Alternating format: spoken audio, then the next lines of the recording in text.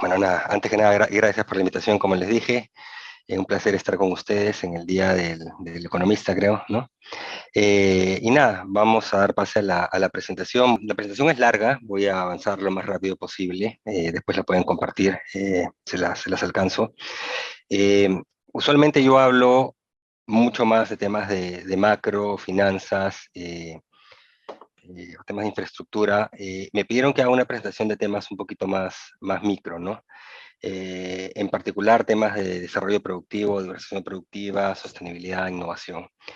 Temas que también he visto evidentemente en mi época de gestión pública, eh, porque al final cuando uno hace, digamos, políticas públicas, es importante tener en mente mucho lo que ocurre con la micro, ¿no? Que es, creo, donde tenemos mucho más falencias como país, ¿no? La macro no es tan sólida como el pasado, pero sigue siendo una de nuestras fortalezas relativas, pero es en la micro donde tenemos mucho más brechas, y también mucho mayores debilidades, ¿no? Entonces voy a hablarles un poquito de eso, ¿no? Haciendo un poco un repaso, ¿no? Lo primero es, antes, para entender qué es lo que mueve a la economía peruana, es básicamente la inversión privada, ¿no? La inversión privada, a su vez, echa a andar el consumo privado. Esta data es inversión privada, PBI, demanda interna, en términos reales, es básicamente como una carrera de caballos, ¿no? Como eran hace más o menos 20 años, parten cada uno 100 y de ahí cuánto crecen en el tiempo, ¿no? Y lo que se puede ver es que la línea roja, inversión privada, es el agregado macroeconómico por el lado de la demanda, que ha crecido mucho más rápido que el resto, ¿no? Es decir, es claramente el dinamo de crecimiento de la economía peruana. Algunos me dirán crecimiento no es lo mismo que desarrollo, concuerdo, escuché la última parte de la presentación previa. Crecimiento no es suficiente para mejorar el estándar de vida de la población, pero es fundamental, no es el principal elemento probablemente. Sin crecimiento no se puede reducir pobreza, no se puede hacer que crezcan clases medias, no se puede generar bienestar para la población, ¿no? Y un segundo punto es, si vemos acá la composición de la inversión total en la economía peruana, la parte ploma es inversión privada, la parte roja es inversión pública. Es decir, la inversión pública es básicamente la quinta parte, ¿de acuerdo? La inversión pública es importante porque permite cerrar brechas, brechas de bienes públicos del Estado hacia los ciudadanos, pero la inversión privada es la que te va a determinar básicamente si la economía va a generar una mayor capacidad productiva o no en el largo plazo. La inversión pública te puede cerrar brechas, te puede mitigar en ciclo económico marginalmente una desaceleración o una caída de inversión privada como ocurrió el año pasado o como va a ocurrir este año, pero no puede contrapesarla, ¿de acuerdo? Entonces, si no logramos generar inversión privada, la economía no camina. Arriba tienen ustedes un gráfico del Banco Central, ese es el último reporte de inflación, siempre lo ponen, que es inversión total, la barra azul es inversión privada, la parte roja de encima es la inversión pública, para que vean la proporción también de otra manera, ¿no? Y lo que se ve en el círculo es que la proyección del Banco Central es que continúe cayendo en proporción del PBI en los siguientes años, ¿no? El 23, el 24, etcétera, ¿no? Y una situación así es evidentemente muy complicada. Y eso que la proyección del central es optimista, pero digamos, eso hace muy complicado que podamos generar reducción de pobreza, generación de empleo, sobre todo empleo formal, empleo adecuado, en una coyuntura o una situación de caída de inversión privada y desaceleración de consumo privado. Como les dije, no estoy hablando de macro, en realidad no voy a hablar de macro, pero si ustedes se fijan cuál fue la dinámica, por ejemplo, el consumo privado el año pasado, arrancó casi en 5% y cerró en menos de la mitad, ¿no? Esa es la evolución durante el 2022. Al inicio todavía algunos efectos base de cierre de pandemia y reapertura, y también muchos efectos de consumo de activos futuros, ¿no? Que obviamente no se pueden repetir hacia el futuro. Inversión privada empezó en positivo y evidentemente terminó la segunda mitad del año en negativo, ¿no? Y bueno, entonces esa es la situación que enfrentamos en coyuntura. La pregunta es si estamos generando las condiciones que teníamos en el pasado para atraer inversión privada, tanto doméstica como extranjera. La barra que tienen ahí es hasta antes de la pandemia, es comparación de inversión extranjera directa. Perú es la barra ploma, y otros países de la región, fundamentalmente países ALBA, dado que hay mucho debate sobre cambio constitucional, a ver si cambiamos la constitución hacia donde algunos quieren, cómo les va a esos países, y ahí pueden ver esas barritas enanas, que es la inversión extranjera directa en esos países, ¿no? Evidentemente tienen, digamos, marcos institucionales, políticas públicas, económicas, muy débiles y muy poco propicias para atraer inversión. Ahora, un segundo tema que siempre tenemos que tener en cuenta es la dependencia externa y ojalá vientos de cola, pero a veces son vientos en contra, ¿no? Esta es la proyección, bueno, la evolución histórica y la proyección que tiene hoy día el Banco Central sobre términos de intercambio. Y acá un par de cosas para tener en cuenta. El año pasado tuvimos términos de intercambio que fueron récord en nuestra historia. Me parece que hubo uno o dos meses hace 49 años que llegó a estar ligeramente por encima, pero no es comparable realmente. O sea, no habíamos tenido precios como los que vivimos el año pasado, ¿de acuerdo? En alguna parte del año. Después cayeron moderadamente, pero los precios que tenemos actualmente, pese a la coyuntura externa complicada, son bastante buenos. Ahí lo pueden ver contra otros momentos digamos, de los últimos 20 años, ¿no? De hecho, cuando, por ejemplo, a mí me tocó ser ministro, me tocaron 4 años y medio de caída de términos de intercambio, y no paraban de caer y el nivel era mucho más bajo. Era caída y niveles mucho más bajos. ¿A qué voy con esto? Que la coyuntura externa no es tan mala. Ustedes pueden decirme, sí, pero las tasas de interés están al alza. De acuerdo, eso te va a detraer por el lado de costo de financiamiento, exceso de financiamiento. Y hay muchos riesgos en el contexto externo, ¿no? Geopolíticos, sobre todo, y ahora también en las últimas semanas, riesgos crecientes en el sistema financiero, mercados de capitales internacionales, ¿no? Potencial crisis bancaria en Estados Unidos, pequeña todavía, pero no sabemos qué pueda venir. Pero lo cierto es, hasta el momento, lo que ha ocurrido en los últimos 20 meses es que o 2 años, hemos desperdiciado vientos de cola fuertes, ¿no? Lamentablemente, no sabemos qué venga para adelante. Esta es la dependencia, la parte azul es dependencia que básicamente es la volatilidad de crecimiento, pero digamos que es el crecimiento, cuánto el crecimiento se aplica por factores externos, que son mediciones que recurrentemente se han hecho del mes, es una dependencia que tenemos que reducir, pero mientras la reducimos, debemos aprovechar las épocas cuando tenemos tiempos buenos, algo que no hemos sabido hacer últimamente, ¿no? Y eso lo pueden ver acá en esta gráfica, no tienen, en ambos tienen la gráfica verde o línea verde, es expectativas empresariales de la economía de 3 meses, que es un indicador líder de comportamiento de inversión privada, como bien saben, y las otras líneas, la azul y la roja, son términos de intercambio en un caso, precio de exportaciones en el otro. Lo que pueden ver es que se comportan, siempre hay un patrón de movimiento. ¿Por qué? Pero en realidad hay una causalidad. Cuando la situación externa, los precios de nuestras materias primas, que es la principal determinante externo de la volatilidad de crecimiento, tasa de interés internacional, etcétera, también importa, pero es menor en comparación, o sea, condiciones financieras internacionales.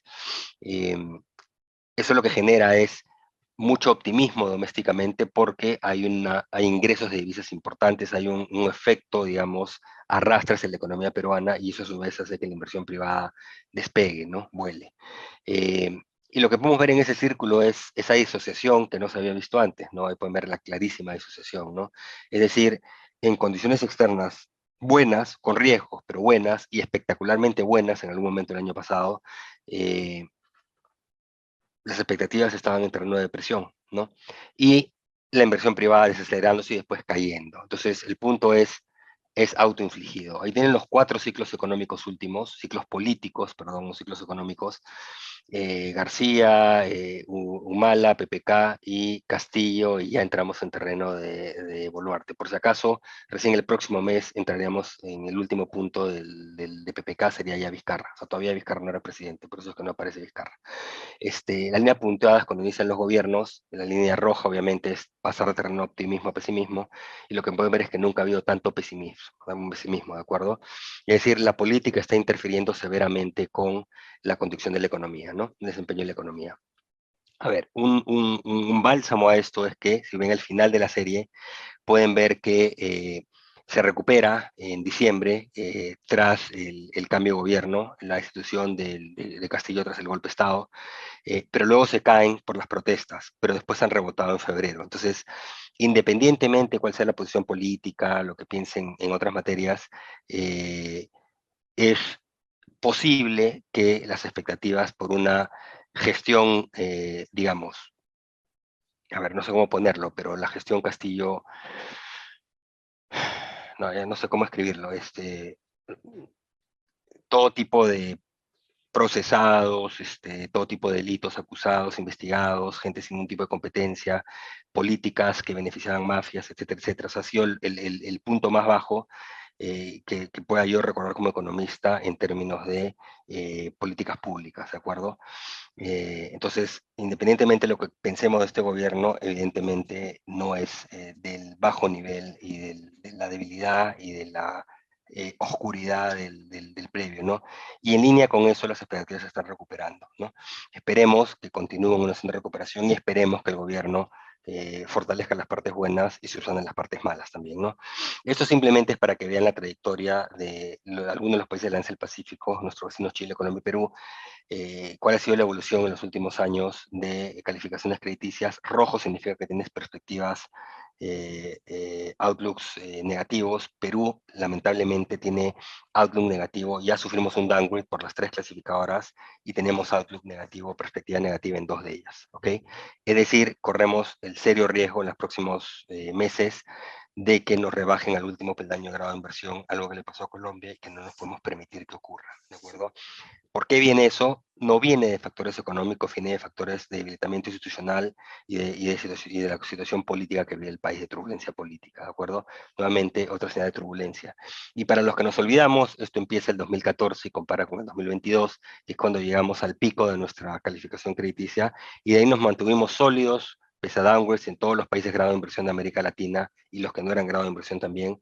Perú no sufrió ni siquiera bajas en perspectiva, pero eso cambió hace 2 años y de ahí empezamos el camino hacia abajo. Y para los que olvidaron, la línea amarilla es Perú, que era el país que tuvo el mejor desempeño en términos de upgrades continuos, literalmente como cohete, ¿no? Entonces, esos tiempos ya se fueron, pero lo que no podemos es permitir seguir debilitándonos, ¿no? Importante el rol del Estado y los bienes públicos, evidentemente. Acá lo que quiero mostrar es simplemente el punto rojo es cuál era el nivel de gasto en educación como porcentaje del PBI y cómo sube cuando se hace la reforma de educación en el año 2000, básicamente 2014, 2015, 2016, ¿no? Hay una subida importante que nos pone más o menos en línea con otros países, ¿no?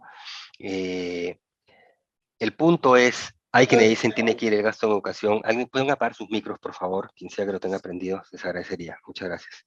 Eh, el punto es, quienes dicen que suba 6% el PBI, la barra terminaría como la ven ahí. Es imposible. Con el tamaño del presupuesto público de Perú, y más aún, que es menor, más pequeña que el resto de países, sería imposible poder financiar gastos de esta naturaleza. Lo mismo en salud. Tenemos una restricción de un Estado relativamente pequeño.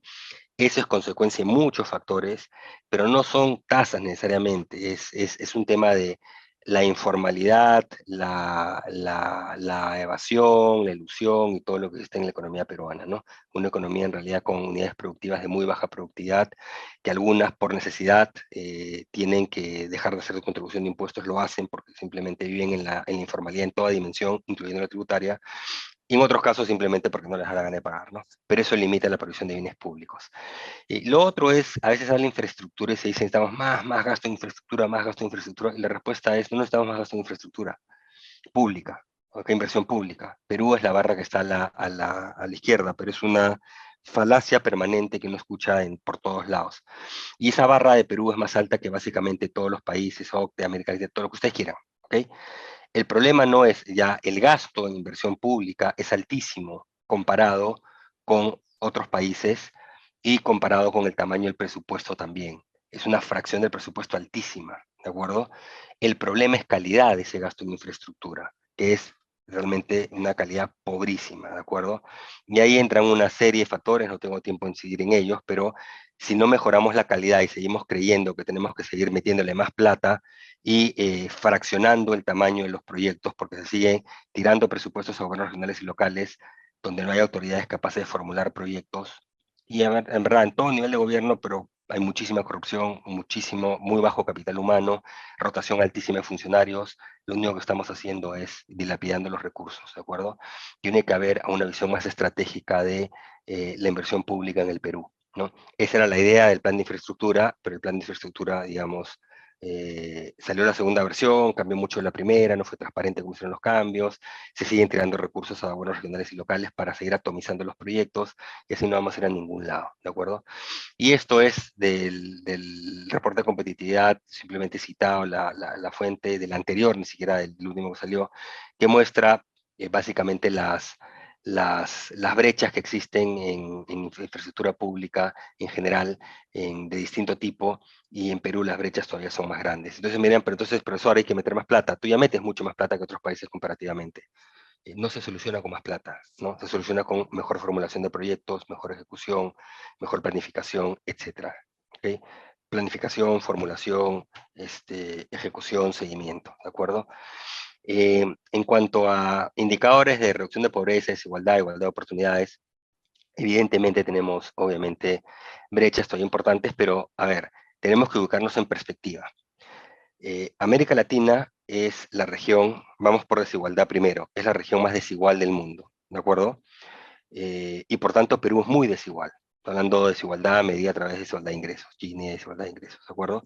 Eh, pero no es cierto que Perú sea uno de los países más desiguales de América Latina. Eso es falso. Perú tiene una desigualdad, una de las más bajas de América Latina, y ha tenido una de las mayores tasas de reducción de desigualdad de América Latina también en los últimos años. No tenemos data post-pandemia, ¿ok? Data confiable, comparativa post-pandemia. Pero hasta antes de la pandemia, la velocidad de reducción de desigualdad en Perú era las más rápidas de América Latina, ¿ok? Y estábamos muy por debajo del promedio. ¿Ya? Esos dos puntos a tener en cuenta. ¿Significa que era baja en términos absolutos? No, es alta, porque en toda América Latina es alta, ¿de acuerdo? Pero no es que es mejor, que es menos desigual, no sé, Bolivia, Venezuela, Nicaragua, etcétera, etcétera, etcétera, ¿no? No, son mucho más desiguales, ¿ok?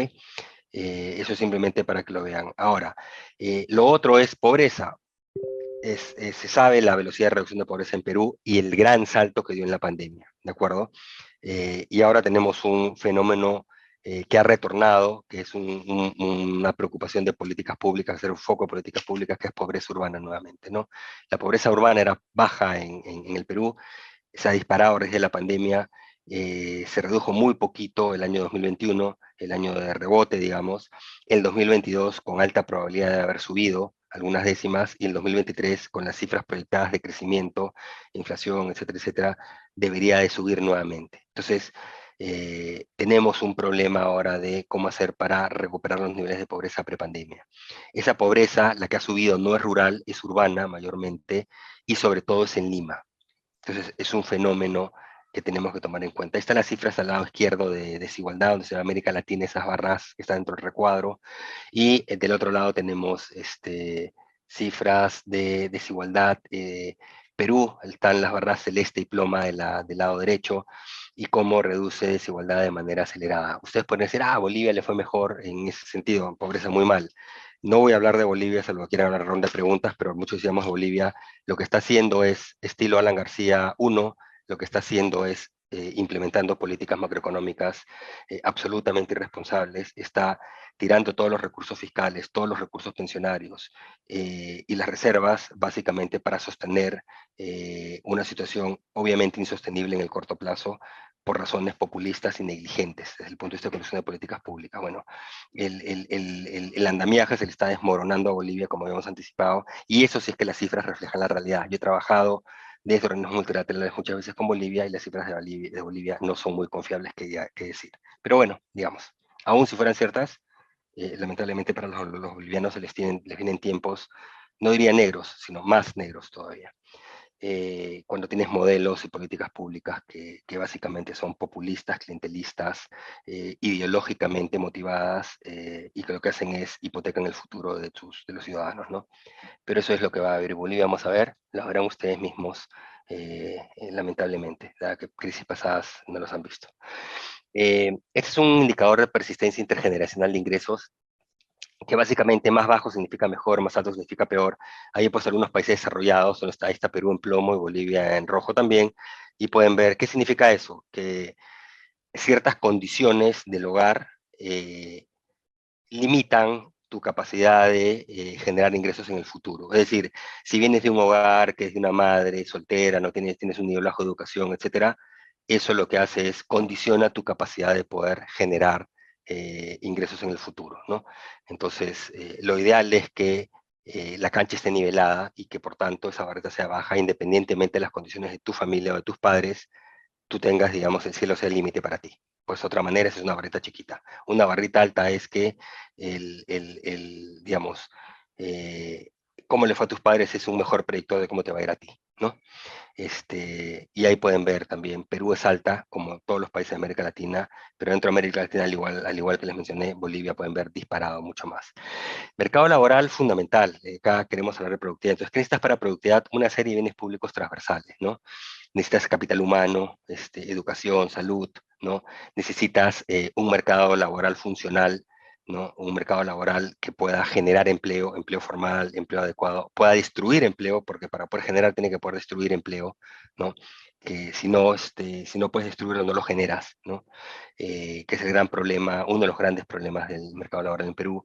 Obviamente hay factores de productividad que vamos a ver más adelante, pero digamos una mirada al mercado laboral, y lamentablemente esta es la foto del mercado laboral, con la última información disponible a nivel nacional. Ustedes les van a decir la historia oficial que dice, y ahí hay un disclaimer. Empleo formal, hay la planilla electrónica que supuestamente es más precisa, eh, y según la planilla electrónica, el empleo formal ha crecido, ¿de acuerdo? Según las encuestas de hogares en las cuales se basa la información del INEI y el Ministerio de Trabajo, el empleo formal continúa muy por debajo del nivel del 2019, ¿de acuerdo? ¿A quién le creemos? Toda la información es consistente con una reducción de empleo formal, evolución de ingresos, todas las encuestas de hogares, todo lo que se ve en general, ¿no? La inflación, además, que carcome, digamos, el poder adquisitivo de los ingresos, etc., etc., etc., ¿de acuerdo? Y el bajo crecimiento, además, ¿no? El bajo crecimiento, obviamente, se condice a un crecimiento de empleo formal. Entonces, ¿por qué esa data muestra crecimiento? Son básicamente medidas administrativas, ¿de acuerdo? Mayormente, ¿sí? Entonces, esa data, si quieren, la pueden analizar, pero veamos la data que muestran las encuestas de hogares. Y lo que muestran es que el empleo con respecto al 2019, está corregido por estacionalidad, digamos, comparando similar periodo con similar periodo, muestra que el empleo ha crecido. ¿De acuerdo? Y me dice, ah, qué bien, el empleo creció. Pero si uno entra a hurgar, la calidad de empleo sigue muy por debajo de lo que era el 2019, que ya de por sí no era un mercado laboral del cual pudiéramos estar orgullosos, digamos, porque había alta informalidad, había alto subempleo, etcétera. Pero ahora es terrible, ¿no? El empleo ha subido, pero, o sea, la población ocupada, pueden ver ahí, es mayor que el 2019, pero la no PEA ha crecido muchísimo. ¿Qué significa que haya crecido la no PEA? Significa que hay gente que no retorna al mercado laboral porque no encuentra un empleo y ya se cansó de buscarlo, ¿no? Y después todo lo que está en el recuadro, lo que pueden ver es consistente con un deterioro de calidad. Por tamaño de empresa, ¿cuáles son las empresas que han generado empleo en Perú? Las de 10 trabajadores o menos. Esa es la barra que está ahí, la tercera barra, la primera, el recuadro rojo. Las empresas medianas y las empresas grandes han destruido empleo. Las que tienen más de 50 trabajadores han destruido como 400.000 puestos de trabajo todavía con respecto al 2019, ¿no? Y si vemos otros indicadores como empleo adecuado y subempleo, empleo adecuado se ha caído y todo el empleo, o sea, se ha caído inclusive con respecto al 2019, y todo el empleo que se ha generado es empleo no adecuado, o sea, subempleo, ¿no? Pueden ver la penúltima barra. Y desde el punto de vista de empleo formal, también muestra una caída importante todavía al cierre del año pasado, como de 300.000, 300 y pico mil puestos de trabajo, ¿no? Que eso colisiona con las estadísticas de la planilla electrónica. Por eso le decía, hay probablemente explicaciones administrativas que jalan la otra cifra hacia arriba, pero el bottom line de empleo formal en la economía han sincerado planillas, digamos, por ciertas medidas y regulaciones que se han establecido, pero en realidad el empleo formal viene cayendo, ¿no? Y eso es consistente con el empleo en pequeñas empresas, ¿no? Esto es como porcentaje, los mismos indicadores como porcentaje, solo hay una columna más al final que es ingreso, ingreso promedio, y lo que pueden ver pues es que todavía el subempleo está más de 10% por debajo, está como 12, 13% por encima todavía del 2019, ¿no? Eh, el empleo en 50, 51 y más trabajadores se ha caído más de 10%, como 11, 12% todavía, ¿no? Comparado con el 2019. Es decir, lo que estamos generando es un empleo muy precario en el Perú, evidentemente consistente con mucha incertidumbre política, consistente con un bajo crecimiento, ¿no? Y obviamente incertidumbre hacia adelante. Los jóvenes, lamentablemente, son los más afectados. El recuadro del lado izquierdo es cómo están los jóvenes en términos de población ocupada con respecto al 2019 y de empleo formal. y lo que pueden ver es pues, que esas barras eh, son, digamos, comparado con otros grupos etarios, son los que muestran mayores caídas, ¿no? Población ocupada en el grupo etario, digamos, del medio, y el grupo etario, digamos, más avanzado, 45 hacia arriba, se ha recuperado. Ojo, si cruzamos con la información anterior, es empleo precario, es subempleo, ¿no? Empleo informal, ¿no? No necesariamente es buen empleo, pero creció. En el caso de los jóvenes, ni siquiera eso. El empleo es menor que el 2019, ¿ok? Y si vemos empleo formal, la contracción es brutal, ¿de acuerdo? Entonces, les diría que revisen, los que no conocen, googleen, les va a ser más fácil Ley Pulpín, pero googleen régimen laboral juvenil, lo que se planteó cuando yo era ministro, que era una puerta a la formalidad a los jóvenes, ¿no?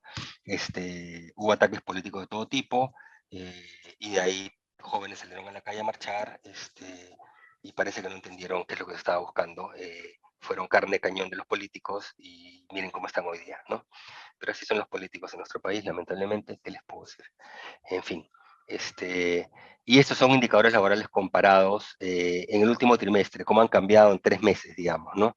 Y lo que pueden ver es que no hay cambio significativo, es como que el mercado laboral está pues en una suerte de casi estado estacionario, recuperándose muy lentamente, y a ese paso pues va a tomar años recuperar lo que hubo el 2019, que no es que fuera maravilloso, ¿no? Entonces hay un problema ahí, hay un problema serio si es que queremos un país que pueda crecer más, de manera más sostenida y sobre todo generar mejores condiciones de bienestar para sus ciudadanos. Productividad, productividad es el espejo de informalidad en el Perú. Una de las explicaciones de por qué el Perú es informal es porque las unidades productivas tienen muy baja productividad. ¿De acuerdo? Entonces, si uno quiere atacar el problema que es digamos, una hipótesis que comparto, ¿no? Si uno quiere reducir informalidad en el mercado laboral, informalidad en general en unidades productivas, unidades económicas, uno tiene que ir solucionando los temas de productividad. Por eso es que cuando yo fui parte del sector público, lanzamos una serie de políticas públicas orientadas justamente a mejorar esa productividad laboral, total de factores, etcétera, ¿no? Reforma educativa, con múltiples elementos y múltiples aristas, ¿no? Mejora de capital humano en la avena, fortalecimiento del sector salud, también dicho ese paso, que fue menos exitosa que el otro, pero también, ¿no? Capital humano, ¿no? Eh, Se intentó no solo el régimen laboral juvenil, sino válvulas de escape a un régimen general ultra rígido en el mercado laboral, y murió en el Congreso luego el ataque político al régimen laboral juvenil, ¿no? Una estrategia de desarrollo productivo, diversificación productiva, digamos, en la parte educativa el ministro Bandera era Jaime Saavedra, en la parte productiva era Piero Gessi, pero era una labor también de ejecutivo, el MEF siempre estuvo atrás también, evidentemente, ¿no? Una estrategia de desarrollo productivo que después trata de tumbarse el siguiente gobierno, se lentifica, se ralentiza, digamos, y de ahí algunos elementos no caminan, dejan de caminar, algunos se retoman posteriormente, pero no como antes, etcétera, ¿no? Estrategias de desarrollo de infraestructura, de impulso de infraestructura, nos adherimos a estándares OCDE para asociaciones público-privadas, después nos movido una asociación público-privada en los siguientes años, una serie de cosas, ¿no? Todo era mejor, en el foco era mejora de capital humano y mejora de productividad. Era básicamente la estrategia, acompañada evidentemente de otros dos grandes objetivos, mejora de política social, digamos, cobertura, mayor cobertura y programas técnicamente desarrollados de política social, de manera de proteger a los más vulnerables y acompañarlos a lo largo de su ciclo de vida, y por otro lado, mejoras institucionales y gobernanza pública, que era el programa País con la OCDE, ¿de acuerdo? Que ahora nos invitan por todo lo que se hizo en el pasado, pero creo que es bastante claro de que estamos regresionando, o sea, digamos, está ahí la invitación por lo que hicimos en el pasado, pero como estamos, no vamos a entrar ni en el año 2050, ¿no? En fin, pero esos eran los ejes, ¿no? La pregunta es cuáles son los ejes hoy día, cuáles son los ejes de mediano plazo, ¿no? Yo creo que ninguno, pero bueno.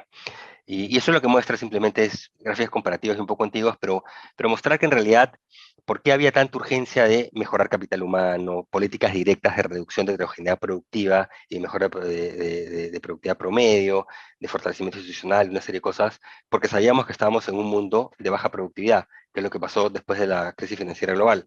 El único periodo en que hubo crecimiento productivo de factores en todo tipo de países fue superciclo de materias primas, ¿no? Y periodo de bonanza global.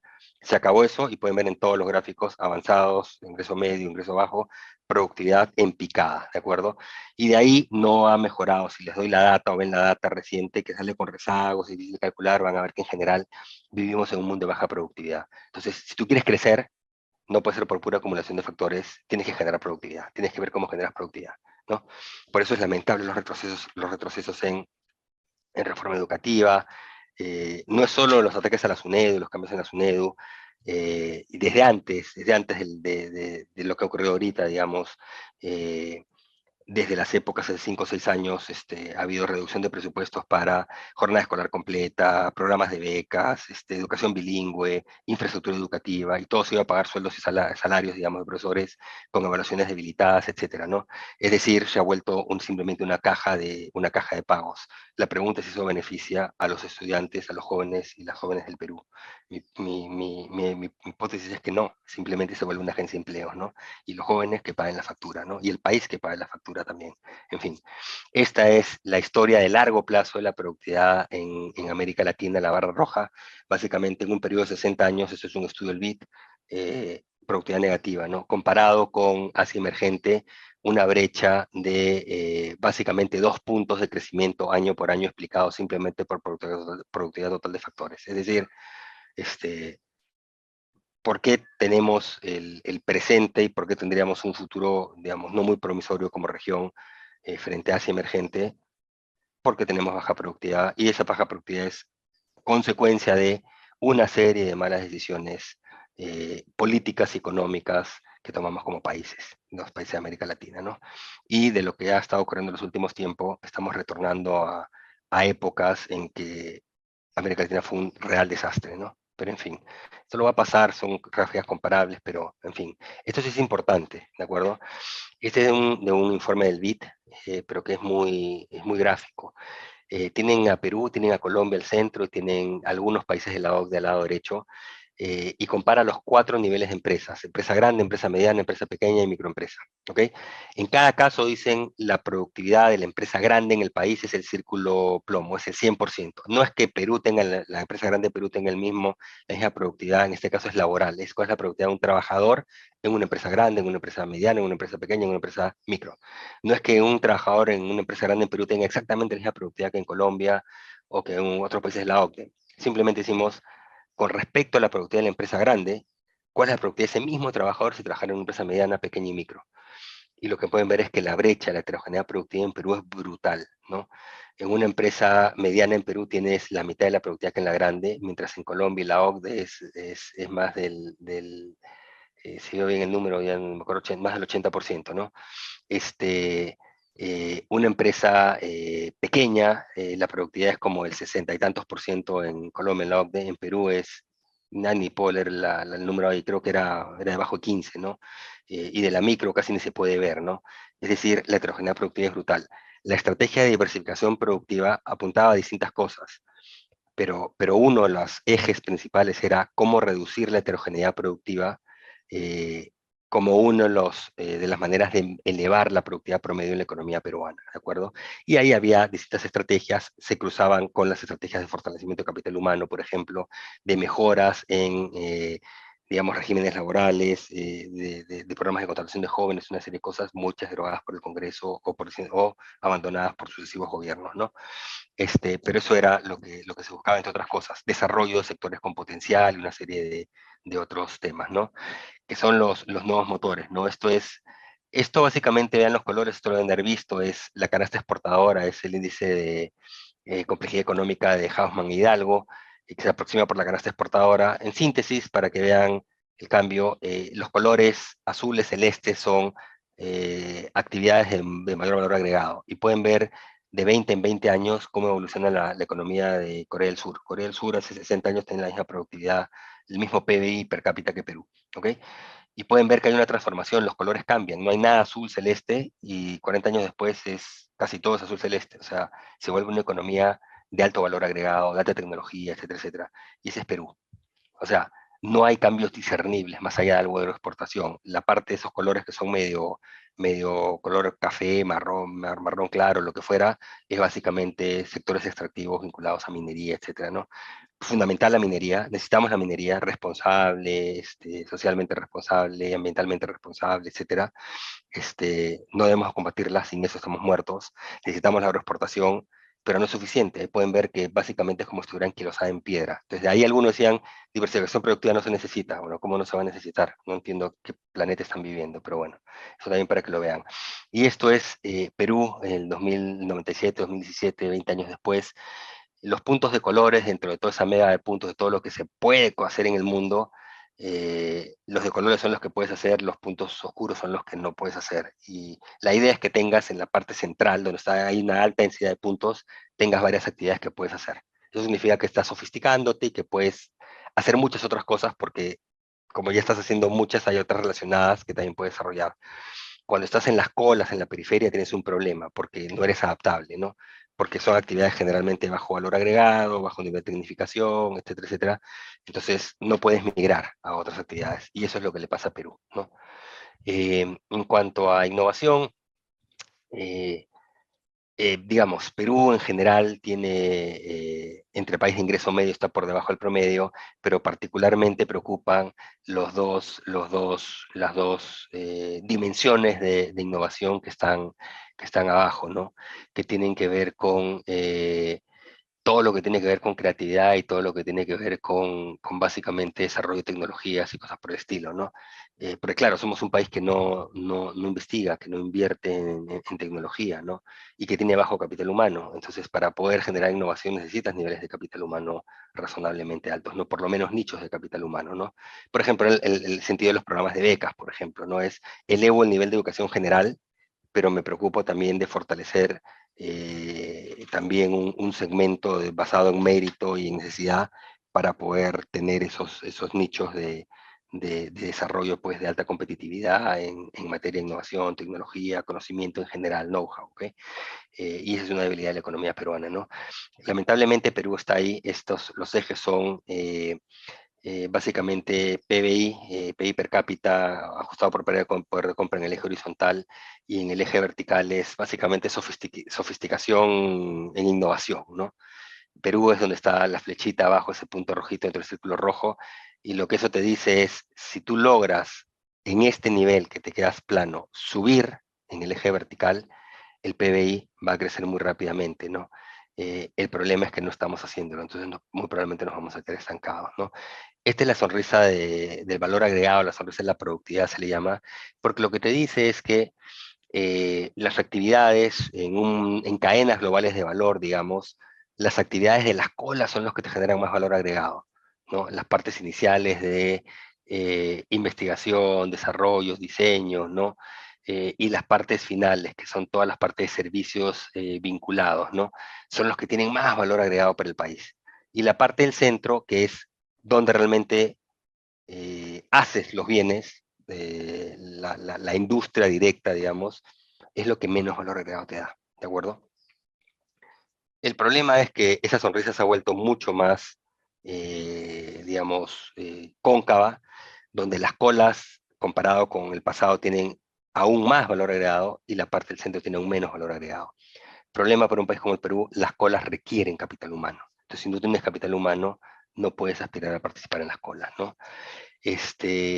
La economía política y condiciones institucionales importan para el desarrollo económico y social, sí, estamos en la senda correcta, no, pero no tan mal como los rojos. Acá lo que he hecho es he puesto algunos países, Perú es plomito, rojos son países, varios países alba, y azules son países que ahora han virado también hacia la izquierda, en realidad, ¿no?